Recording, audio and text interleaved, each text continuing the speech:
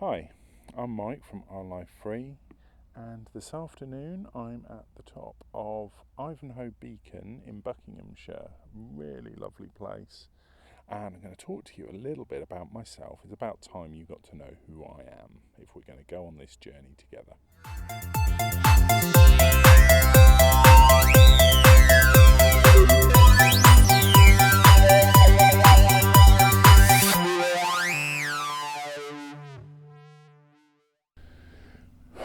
Right, so a little bit about me. I'm 48 years old. I'm a Sagittarius. I'm 6'6", and as some of you all know from my diet vlog, at the moment I'm 119 kilos, just above obese, so close. I'm from an army family. I've got 3 sisters and a brother, and they're much older than me. I hope they won't mind me saying.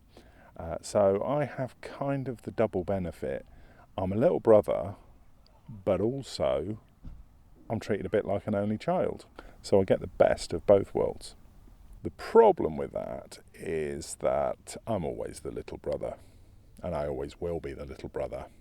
But my family are really nice. I always thought like it was an odd family, but we all get along really well. I don't think I've really argued with my sisters at all, actually. Can't think of a time. It's pretty good, isn't it? I mean, Julie and I, because we were closest together, we used to argue a little bit, especially when she tried to make me fall in the river. I dumped her in the nettles, things like that. Oh, and I'm really sorry about the tadpoles, Julie. I really am sorry about the tadpoles. Yeah, that was only 3, but it doesn't matter. I'm sorry. When I was a kid, I was really into science, nutrition, biology, so that's why I did a degree in nutrition, physiology, and biochemistry. After I finished that, I went into entertainments. I took a temping job doing data input for Securicor Cash Services, as it was then, S4C I think it's called now, and that was only supposed to be a couple of weeks, just to get some data in for their new system. Ended up learning their new system, helping with the training and the implementation, and moved to Horsham on the help desk. So my IT career began. Got very bored of being on the help desk. Horsham isn't that interesting a place to live, especially if you're doing shift work. They offered me a place as a technical author on their new system up in Sutton. I did that, and when they asked me to go back as help desk manager, I said no. So they tried me out as a programmer, which I was quite good at, strangely enough. It was quite logical, and I ended up being one of the lead programmers on their systems. So I left and went to Toyota Financial Services, which was great. I was regional head of business intelligence. That's Europe and Africa, including Russia. I don't know quite why it included Russia, but that was a really good role. It was a really good team. But then there was a director employed who bullied me, quite blatantly bullied me and others, and I ended up having to leave, put a complaint in. The complaint was upheld, but it was really just a thank you for bringing this to our attention. I went to a company called Travelport, which was an American company that ran all the systems behind ticket bookings on your planes and your trains and your hotels and all that kind of thing, which was a very challenging role. And I was Global Business Intelligence Manager, and that involved being on call 24/7 and having to do things at 4 a.m, and that was okay for a short while, but that and the bullying started to get on top of me, and I kind of lost it a little bit, and my mental health suffered really badly, and I was put on long-term sickness. And after about a year, they had redundancies, and I took a redundancy from them. I finished there and went to Nespresso, for a 3-week contract to see what I could do with their reporting systems. And I showed them what I could do with their reporting systems. 2 years later, I was still there training up a permanent. I didn't want to go permanent, so I was training up my permanent replacement. And yeah, that was great. But at the end of that 2 years, I'd just met James. We wanted to set up a company. We wanted to do our writing. I wanted a bit more freedom. So I sold my house, quit my job, moved to Luton, set up the company, started making films. Probably the biggest mistake I ever made, but we'll see.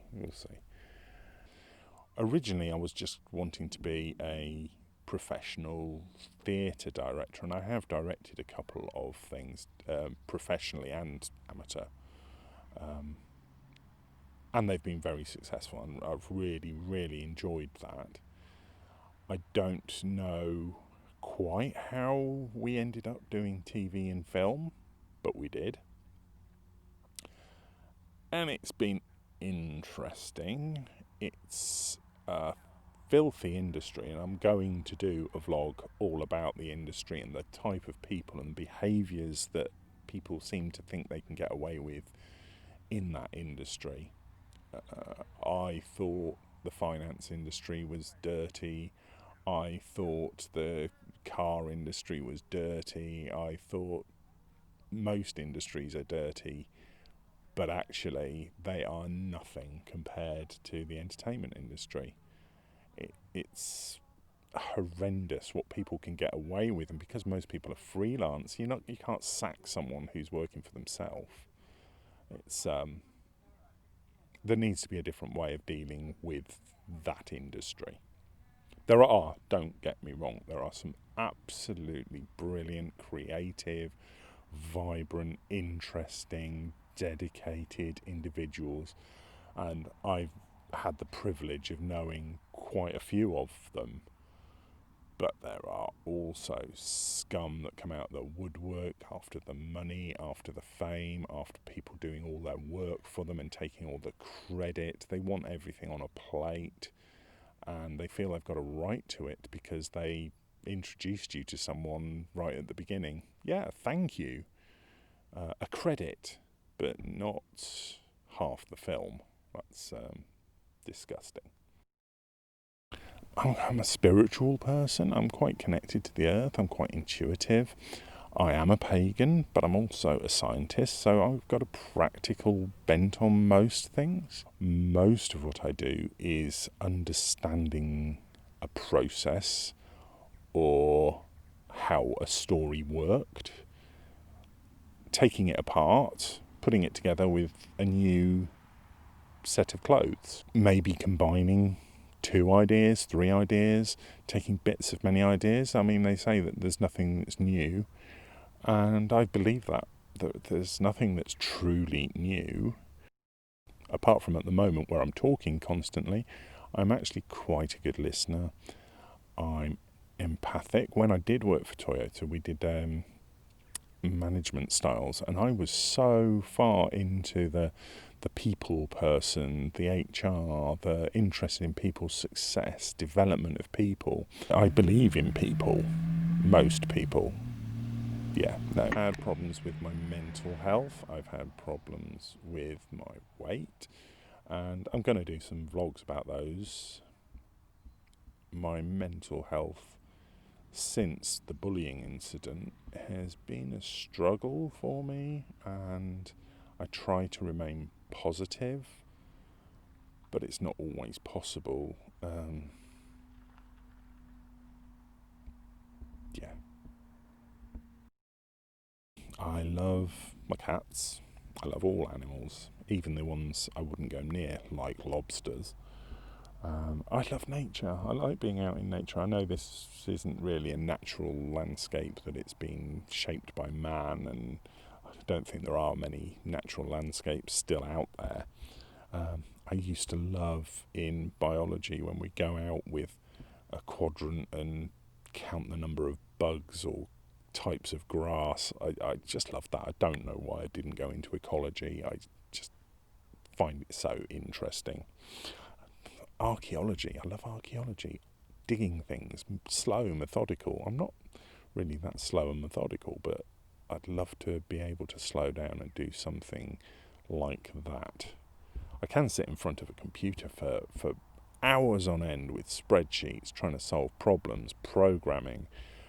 So I'm quite a patient person. I live with James. I love photography. Used to like live roleplay and tabletop roleplay. Really geeky. I can be geeky. I like computer games. I've gone off films though. I'm not a sci-fi geek. Used to be a horror geek, but we made a horror film. If there's anything that's going to put you off horror, it's making a horror film. Do love story, and I love writing. As I say, I can sit for hours behind a computer and I can get so absorbed in the story, and I can feel the characters talking, and I can hear the next step in the story. It's as though when I'm writing, I'm watching the film that I'm writing or the story that I'm writing. I didn't discover that till I met James. He was already writing, and I was told at school that I couldn't do English language because I wasn't good enough at English to read books. How stupid is that? In fact, this is going back a few centuries. We had to do English language, and I was given some homework to write a story. And I thought, oh, brilliant. I wrote a story, I handed it in, and I was told I'd got it wrong. How can you get writing a story wrong? I don't think you should ever let your kids think they're useless at something or tell them that it's wrong. You should always help them to get better. I have always loved theatre. Seeing theatre, being involved in theatre, being backstage in theatre. I work at the Gordon Craig and the Grove theatres, and it's a great camaraderie, it's a great atmosphere.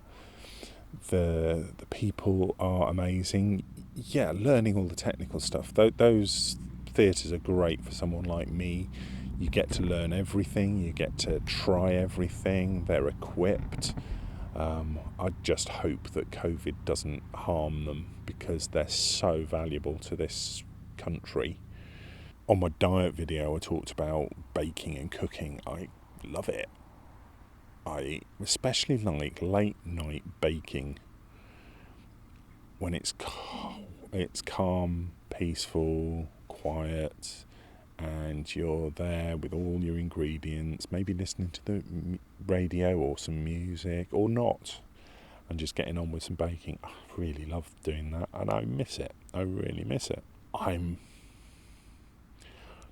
not so much a big reader now, but I used to be. I devoured all of the Agatha Christie's, everything that she ever wrote, and I think she was a genius. And also Robert Jordan, The Wheel of Time. Love that cycle. I suppose it's a cycle. 13 huge novels, and I couldn't wait for them to come out, and I just read them and read them. It's me really happy. I love travel. I love freedom. I like being free. I think because of the bullying, I find control very stressful if someone else is controlling me. So I do like the freedom to make my own choices, freedom to dictate what I'm going to do, when I'm going to do it.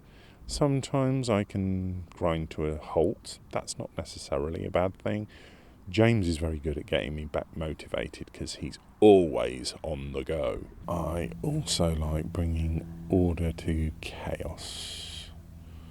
I'm quite logical, very logical, and I'm a problem solver, very creative problem solver, and yeah, chaotic situations, I love just sorting them out. Go on a film set, you want to see a chaotic situation. Yeah, I can see things in a very simple way, and take all that gumph remove it and then bring it down to something that can be either actioned or something that doesn't need to be actioned. Although I am a believer in people, I don't believe people. I can see through them. There are too many people on this planet who have agendas that they're trying to hide. If you've got an agenda, there's nothing wrong with having an agenda. Every single person on the planet should have an agenda. But when you try to dress it up as something else, to sneak it in, to sneak around, I'm never going to trust you. I like helping people to see solutions to problems, talking people through it, helping them understand, and maybe making their lives a little bit better, hence our Life Free. Hopefully it'll make our lives better, but hopefully it'll make your life better as well. My biggest character flaws is I'm trusting. I can be very trusting, although I can see through people. If they say the right things, I will trust them, and time again, that's wrong. I am quite dismissive of people. If they annoy me one too many times, I cut them down. I just cut them out. I'm not tolerant enough. I don't charge enough. I don't value my own contribution enough. And it's often led to other people profiting out of my work without me seeing anything from it. Not even a thank you. Thanks for listening. If you liked this, please give us a thumbs up and subscribe to the videos. I know a lot of people are watching them, but if you please subscribe, it is free, but it helps us out an awful lot. And anything you'd like to know more about, please comment down below. Thanks a lot.